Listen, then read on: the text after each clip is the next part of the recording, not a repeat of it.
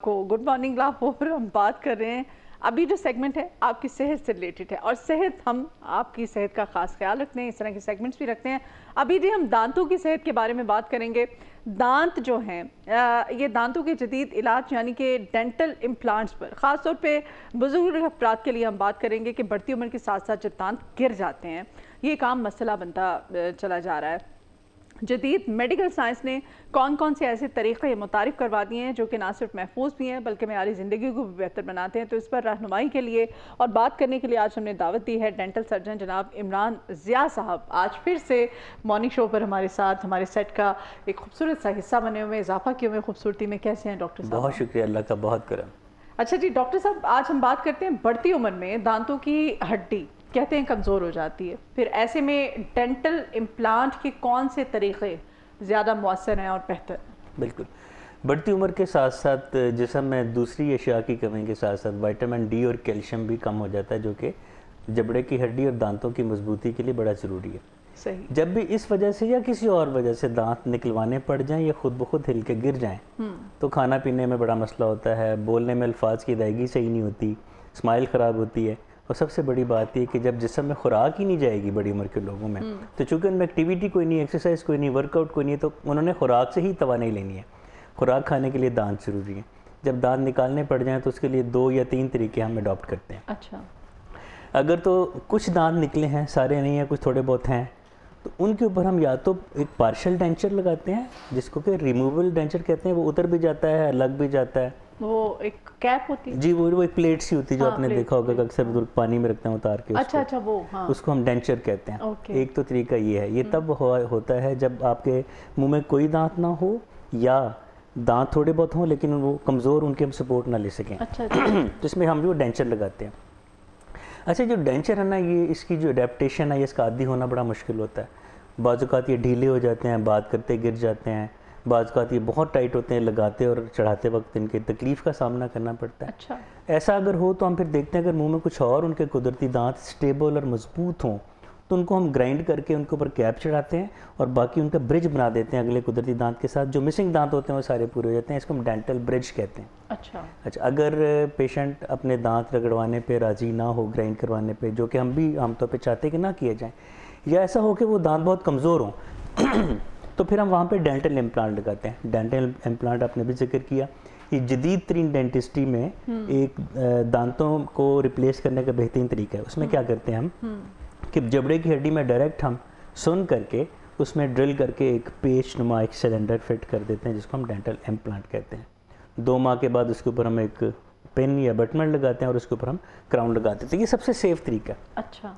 लेकिन इसमें 1-2 चीज़ें हैं कि ये सब, और ये महंगा भी है काफ़ी। जी जी, है ना ये, क्योंकि दुनिया भर में तो वैसे ये दांतों का इलाज कराना बहुत ही ज़्यादा महंगा है। और आपने देखा हमारे जितने भी ओवरसीज़ हैं, पाकिस्तान आते हैं, स्पेशली हर ट्रीटमेंट बाहर से करवा लेते हैं। दांतों का कोई मसला होता है, पाकिस्तान आ जाते हैं, क्योंकि वहाँ पे लेकिन यहाँ पे भी बहुत महंगा है डॉक्टर। यहाँ पे महंगा है, लेकिन बाकी दुनिया के मुकाबले में बहुत सस्ता है। यानी कि आप समझें कि तकरीबन 5 से 20% सस्ता इलाज पाकिस्तान और हमारे 1-2 हमसाय ममालिक में भी है। अच्छा अच्छा। अब डेंटल इम्प्लांट जो है तो तरीका बेहतरीन, लेकिन ये सबके लिए नहीं है। क्यों कि हो सकता है पेशेंट के जबड़े की हड्डी इतनी वीक हो कि उसमें इम्प्लांट फिट ही ना हो सकता हो, क्योंकि एक ख़ास गहराई तक जाएगा इम्प्लांट तो उसकी पकड़ होगी और वो खाना खा सकेगा। अगर हम देखें कि जबड़े की हड्डी थोड़ी सी कम है, इम्प्लांट लगाया जा सकता है, साथ उससे हम बोन ग्राफ्टिंग कर देते हैं, एक और जो बैरूनी एक्सटर्नल बोन उसमें डाल देते हैं। ठीक है, ये तरीका थोड़ा सा खौफज़दा करने वाला है, लेकिन इतना तकलीफ दे नहीं है। इसमें सिर्फ एक नेगेटिव पॉइंट है, ये महंगा है। ये महंगा है, बहुत महंगा है, बहुत महंगा। ठीक है। अच्छा, 60 या 70 साल से ज़्यादा उम्र के अफराद के लिए इम्प्लांट करवाने में कोई ख़ास ख़तरात होते हैं, पेचीदगियाँ होती हैं कि मतलब ये रिस्क लेना चाहिए? फिर डायबिटीज़ भी होती है, मोस्टली ब्लड प्रेशर होता है, ऐसे पेशेंट को क्या सजेस्ट करेंगे? हम इनके पेशेंट के बाकी पैरामीटर्स को भी देख लेते हैं। लाइक उनकी डायबिटीज़ अगर है तो उसका लेवल क्या है, वो कार्डिक पेशेंट तो नहीं है। उनकी बोन की कंडीशन 3D हम एक एक्सरे करते हैं, जिसमें उनके हम चारों एंगल से जबड़े की हड्डी को देख लेते हैं, उसके स्लाइसेस देख लेते हैं कि बोन में किस कदर, जबड़े की हड्डी में किस कदर स्ट्रेंथ है कि वो इम्प्लांट का बोझ बर्दाश्त कर सकती है या नहीं। अगर ऐसा हो तो करने में हर्ज नहीं है। लेकिन हम आमतौर पर रिस्क नहीं लेते, फिर हम उनको डेंचर्स ही लगाते, जो कि आपको मैंने सबसे पहले बताया था, लगाने और उतारने वाला डेंचर फिर उनको सूट करता है।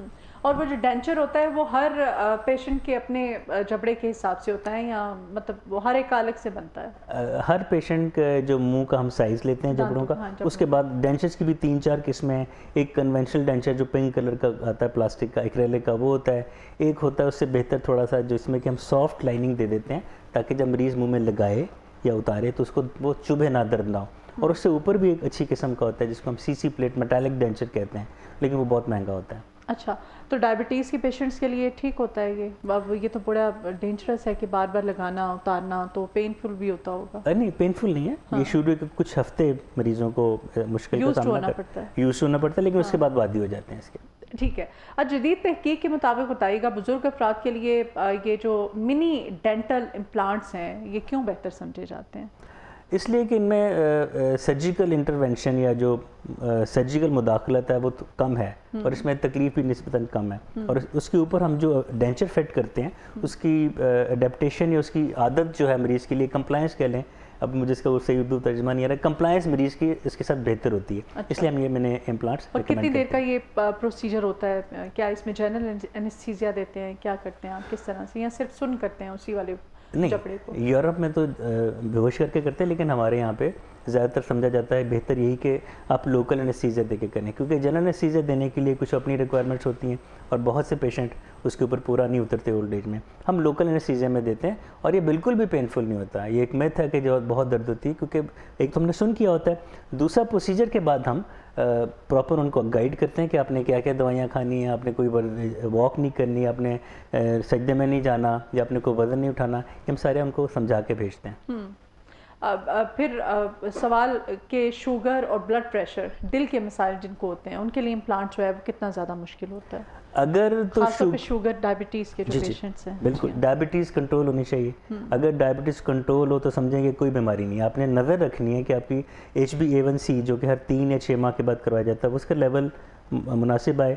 अपने शुगर के डॉक्टर को वक्तन फ़वक्तन मिलते रहे, और हम ऐसे मरीज़ों का हम उनके फिजिशियन से रब्ता करके हम एक ट्रायंगल बना के फिर काम करते हैं, जिसमें कि general doctor, medical doctor, dentist और पेशेंट, हम 3 लोग मिलकर काम करते हैं। कार्डिक पेशेंट्स का भी हम ऐसे ही करते हैं, क्योंकि उनके लिए सुन करने का टीका अलहदा होता है। फिर ये होता है कि कार्डिक पेशेंट खून पतला करने की दवाइयाँ ले रहे होते हैं, वो हम कार्डिक फिजिशियन से पूछ के कि कितने दिन, 3 दिन, 5 दिन या 7 दिन आपने दवाई बंद करनी है, और सर्जरी से अगले दिन हम उसकी दवाइयाँ बहाल करवा देते हैं। तो ये चंद एहतियाती तदबीरें हैं जो कि कर लेनी चाहिए, और यकीन कीजिए मैं आपको बताऊं कि इनमें से कुछ भी ख़तरनाक नहीं है।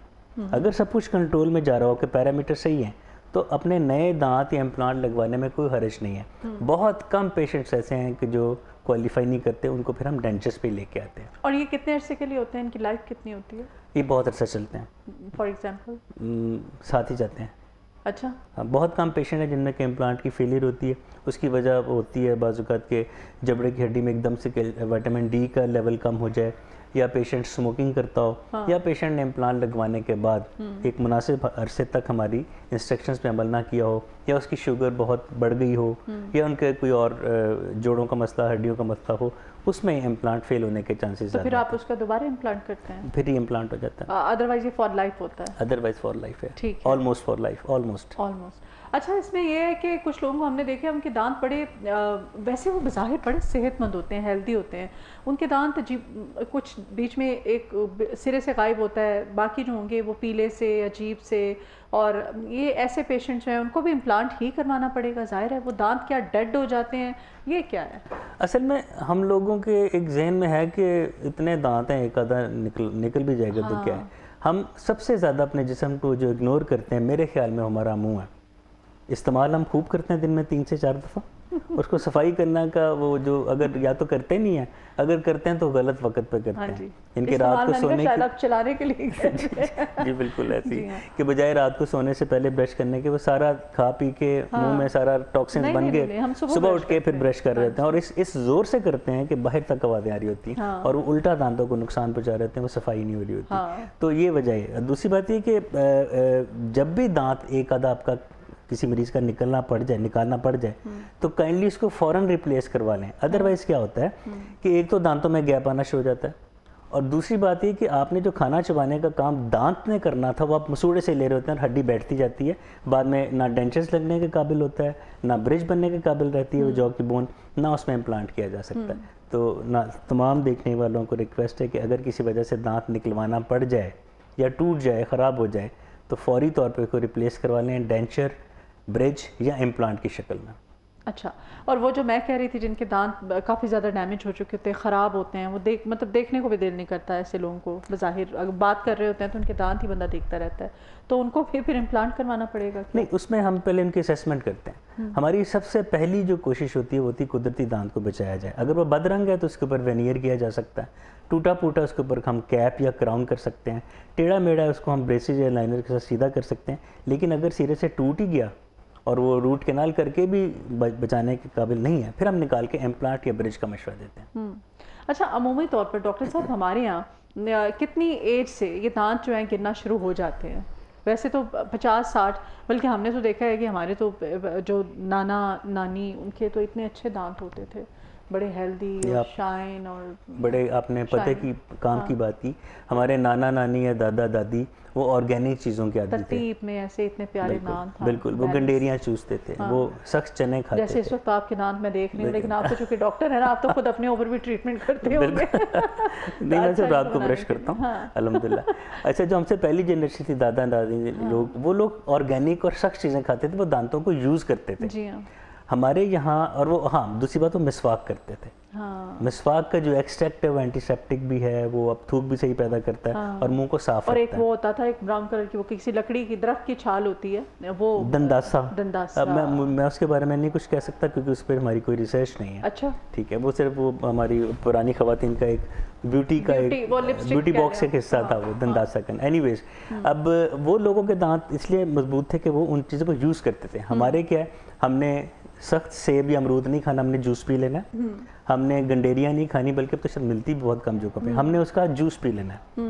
हमने कॉर्नफ्लेक्स खाने हैं, हमने बर्गर शवारमे खाने हैं, इनके जिनमें दांतों को यूज़ ही नहीं करना पड़ता। जब कोई चीज़ यूज़ नहीं होती तो उसमें वो ताकत, वो तवानाई हुई या उसकी वो एक सॉलिडिटी उसकी नहीं रहती। जब दांतों को कम इस्तेमाल करेंगे, सही वक्त पे ब्रश नहीं करेंगे, मीठा खा के और नशास्ता खा के दांत साफ़ नहीं करेंगे, तो दांत जल्दी ख़राब होंगे। आजकल जो मैं देख रहा हूँ कि 25 से 30 साल के दरमियान में दांत गिरने शुरू हो रहे हैं लोगों के। अच्छा। गिरने नहीं है, इनके ख़राब होने शुरू हो रहे हैं। हाँ। वक्त पे ट्रीटमेंट नहीं करवाते, रूट कैनाल करवा के कैप कर लिया जाए तो ठीक रहते हैं, वो नहीं करवाते। और ऐसा ऐसा दांत 40-45 तक हमारे पास पेशेंट आते हैं जिनके मुंह में सिर्फ चंद बाकी दांत रह चुके होते हैं। अच्छा जी, डॉक्टर साहब, इम्प्लांट करवा लिया जाता है, एक पेशेंट करवाता है, उसके बाद हीलिंग का जो प्रोसेस होता है वो उम्र पे आपकी डिपेंड करता है, आपकी हेल्थ पे डिपेंड करता है, उसका क्या हिसाब होता है? वो जॉ की बोन पे डिपेंड करता है कि जॉ की बोन में विटामिन डी और कैल्शियम का लेवल कितना और उसकी जो वॉल्यूम कितना, मैस कितना उसका। जितनी बोन थिक और डेंस होगी, इम्प्लांट उतनी जल्दी हील करेगा। यूजुअली बोन ग्राफ्टिंग अगर ना करनी पड़े, पेशेंट की अपनी जबड़े की बोन इतनी अच्छी हो, तो हम 2 माह के बाद उसके ऊपर दांत लगाते हैं। अगर हम बोन ग्राफ्टिंग करें तो 3 से 6 माह लगते हैं उस ग्राफ्टेड बोन को कुदरती बोन के साथ फ्यूज़ होने में, जिसको हम ऑसियो इंटीग्रेशन कहते हैं। उस इंटीग्रेशन या उसकी फ्यूजन में 3 से 6 माह लग सकते हैं। वो हम असेस करते रहते हैं साथ के साथ, उसके बाद इम्प्लांट करते हैं। तो इम्प्लांट्स जो है वो जो जितने भी होते हैं बुज़ुर्ग अफराद होते हैं, उनकी खुराक, उनकी सलाहियत बोलने की, या कुछ जहनी तौर पे भी उनकी जहनी सेहत को भी मुतासिर करता है। बिल्कुल, जो इम्प्लांट है वो इतना बेहतरीन उसकी क्वालिटी होती है कि वो तकरीबन कुदरती होता है। अच्छा। तो अब आपको जब ये एहसास हो कि आप जब जो खाना खाएंगे वो सही तरह चबा के खाएंगे। हाँ। तो नफसियाती तौर पे तो पेशेंट खुश रहता है, जो अंदर जाके खाना हजम भी अच्छे तरीके से होता है ना। हाँ। क्योंकि मैदे में तो दांत होते नहीं है, आपने मुंह में से खुराक को बरी करके मैदे में भेजना है। तो नफसियाती तौर पर भी इम्प्लांट वाले पेशेंट अपने को अच्छा फील करते हैं। ठीक है, और ये भी बताइएगा हमें, इम्प्लांट और रिवायती जो ये आप डेंचर बता रहे थे, इसमें बुज़ुर्ग अफराद के लिए तवील और मुद्दती एतबार से क्या ज़्यादा बेहतर है?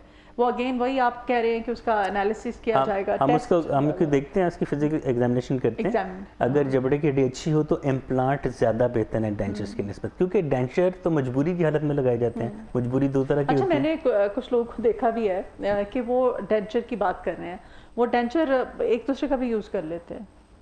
नहीं, ऐसा हो नहीं सकेगा। हाँ। क्योंकि हर मुंह का साइज डिफरेंट होता है। हाँ। एक पेशेंट का डेंचर वो ज़बरदस्ती कर नहीं, लें तो कर नहीं, अच्छा। करना भी नहीं चाहिए। एक तो जरासीम का भी खतरा और दूसरे वो फिट आ भी नहीं सकता। हाँ, ये एक मिथ है, एक दूसरे का डेंचर यूज़ नहीं हो सकता। हाँ। एक दांत का क्राउन अगले दांत पे नहीं फिट हो सकता, तो एक मुंह का दूसरे मुंह में कैसे होगा? अच्छा, ठीक हो गया। किन बुज़ुर्गों को, जो बुज़ुर्ग मरीज़ होते हैं, इनको डेंटल इम्प्लांट की इजाज़त नहीं दी जाती है और उनके लिए क्या फिर आप उनका ऑल्टरनेट क्या बताते हैं कि आप ये कर लें, आप ठीक हो जाए, सही आप? ऐसे पेशेंट्स जो कि लोकल एनेस्थीसिया भी नहीं ले सकते, बिकॉज लोकल एनेस्थीसिया देने से भी दिल की धड़कन थोड़ी सी कम हो सकती है, जिसको हम ब्रेडिकार्डिया कहते हैं। और वो ऐसे पेशेंट होते हैं ख़तरे के कि उनको हम खून पतला करने वाली दवाई भी नहीं दे सकते, कि जब हम सर्जरी करेंगे तो ब्लीडिंग निकलेगी होगी, और वो हम पेशेंट के लिए फेवरेबल नहीं है कि वो खून पतला करने की दवाई बंद करे, क्योंकि उससे हार्ट में क्लॉग या क्लॉट बन सकता है। अच्छा। फिर ऐसे पेशेंट को हम ऑन द सेफर साइड उनको हम काउंसलिंग करके समझा बुझा के डेंचर्स पे लेके आते हैं। ठीक। और इम्प्लांट के बाद दांतों की सफाई, देखभाल, कौन से ऐसे तरीके हैं जो आप यहाँ पे आप रिकमेंड करना चाहेंगे कि बहुत ज़्यादा ज़रूरी है उनकी केयर? क्योंकि लगवा लिए अब तो वो बिल्कुल वैसे जैसे कुदरती दांत की करते हैं, मुनासिब वक्त पे ब्रश करें, डेंटल फ्लॉस यूज़ करें ताकि दो दांतों के बीच खाना ना फंसे। यहाँ मैं आपको बता दूं कि इम्प्लांट फेलियर की एक बड़ी वजह इम्प्लांट और अगले कुदरती दांत के दरमियान में खाना फंसना भी है। आप फ्लॉस करें, माउथ वॉश करें, टूथब्रश करें, तो इम्प्लांट आपके आखिर तक जाते हैं। फ्लॉस अच्छा है, मतलब सही रहता है ये दांतों की सेहत? फ्लॉस ज़रूरी है, सही रहता नहीं, ऑप्शन नहीं है। फ्लॉस ज़रूरी है क्योंकि ब्रश जो आप करते हैं वो दांतों की सामने की और अंदर की सतह को साफ करता है, लेकिन जो दो दांतों के बीच में जगह है उस वहाँ तो ब्रश नहीं जाता। डेली करना चाहिए। रात को सोते तो आप हर खाने के बाद कर लें, बेहतर है, वरना रात सोते वक्त आप फ्लॉस ज़रूर करें। अब तो वाटर फ्लॉस भी आ गई, अगर किसी को धागे वाली या स्ट्रिंग फ्लॉस यूज़ करनी नहीं आती तो आप वाटर फ्लॉस से कर सकते हैं साफ। फ्लॉसिंग ज़रूरी है। वो क्या माउथ वॉश टाइप होता है, क्या होता है? नहीं, वो कंटेनर होता है जिसमें पानी होता है। आप उसको, उसकी एक धार सी बनती है, आप उसको अपनी हिम्मत के मुताबिक सेट करें और यूँ करके आप प्रेशर, हाँ, प्रेशर के साथ पानी जाता है पानी के, और वो आपके दांतों में वो फ्लॉस का काम करता है। अच्छा, ये तो बड़ा अच्छा है। और जिद्दत आ गई ना, जिस तरह से आप डेंटिस्ट के पास जाते हैं तो डेंटिस्ट वो चेक करते हैं ना। हाँ जी बिल्कुल, है ना, वो पानी का प्रेशर दिया जाता है और उससे अगर आपके दांत में पेन हो तो वो इतनी दर्द होती है आपको कि ये आपको इसलिए पता है कि आप पिछले दिनों मेरे से होगी ना काबिल बर्दाश्त हो जाता है। खैर, दांतों की खूबसूरती के लिए और आपने इम्प्लांट के बारे में आज हमें बड़ा अच्छा ब्रीफ किया, लेकिन ये भी बताइए कभी आपके करियर में कोई ऐसा केस आपने देखा है कि बच्चों को भी इम्प्लांट करवाना पड़ा हो, कि बच्चों के आजकल जो दांत हैं, जो उनकी सेहत है, उनको पास खड़े होकर ब्रश करवाना पड़ता है? बच्चों के तो स्केड्यूल में, ये उनकी रूटीन में ब्रशिंग तो है ही नहीं, है ना? नहीं, 12 साल से पहले तो इम्प्लांट की ज़रूरत ही नहीं है, क्योंकि दूध के जो दांत पैदाइश के 6 माह बाद आना शुरू होते हैं, वो 6ठे साल में गिरना शुरू होते हैं और 12 साल या 13 साल तक गिरते रहते हैं, उनकी जगह परमानेंट आ जाते हैं। तो बच्चों में तो इम्प्लांट की ज़रूरत है। 12-13 साल तक दूध के सब दांत गिर जाते हैं, परमानेंट सब आ जाते हैं। जब परमानेंट गिरते हैं तो फिर वो नहीं आते, उसके बाद हमें फिर वो इम्प्लांट की ज़रूरत पड़ती है। लेकिन हम यूजुअली कोशिश करते हैं कि 15, 16, 17 साल की एज से पहले हम इम्प्लांट ना करें, क्योंकि उस वक्त बोन उस वक्त डेवलपमेंट के प्रोसेस में होती है, जबड़ा मजबूत हो रहा होता है। फिर अगर खुदा ना खास्ता अगर परमानेंट दांत 12, 13, 14 साल की उम्र में गिर जाए कोई, ये निकालना पड़े, अच्छा, आजकल तो फिर हम इम्प्लांट बाद में करते हैं। सोशल मीडिया पे बड़ी धूम मची हुई है, कोई इंजेक्शन आया हुआ है कि बुढ़ापे में भी अगर किसी मुंह में एक भी दांत नहीं है तो आप इंजेक्शन लगा लें तो आपके सारे दांत निकल आएंगे। हाँ जी, देखें, इंसान हमेशा से ऊपर की तलाश में है। हाँ, असल में एक प्रोटीन है जो कि दांत उगाती है और एक प्रोटीन है कि उस प्रोटीन को दबाती है जो दांत उगाती है। अब साइंटिस्ट ये रिसर्च चल रही है, ये गलत नहीं है। ये 2007 से ऑस्ट्रेलिया और दूसरे जापान में आजकल बड़ी ज़ोर शोर से चल रहा है सिलसिला, लेकिन अभी ये कामयाब नहीं हुआ। ये जिन जानवरों पे एक्सपेरिमेंट हो रहा है और वो भी कामयाब नहीं हुआ। अब देखें इंसानों तक की बात कब तक पहुँचती है, पहुँच गई तो फिर शायद पॉसिबल हो। जिद्दत का कुछ पता नहीं, लेकिन अभी तक हज़रत आदम से लेके आज तक तो नहीं ऐसा हो सका। रिसर्च इस पे चल रही है। चलें, बहुत शुक्रिया जी डॉक्टर इमरान ज़िया साहब आपके आने के लिए, और इस सेगमेंट में ख़ास तौर पे बुजुर्ग अफराद के दांतों के इम्प्लांट्स के बारे में और फिर इम्प्लांट्स करवाने के बाद में किस तरह से अपनी सेहत का ख्याल रखना है, आज आपने हमारे साथ बात की।